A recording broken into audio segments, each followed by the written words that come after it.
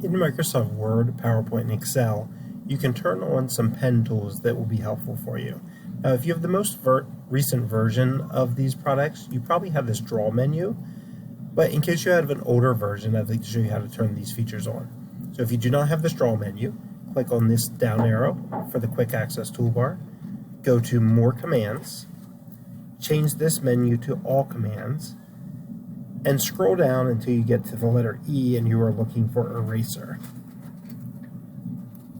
So as you can see here, I have an eraser that I can click on and add over here to the toolbar. Then I'm going to scroll down to the letter P and look for pens.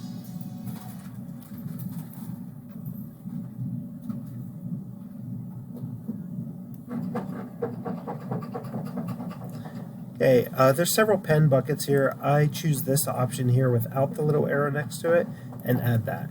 What that will do is that will add these pen tools to your Word document so you can select them up there. Again, you only need to do that step if this draw menu is not in your version of Word, PowerPoint, or Excel. Thank you.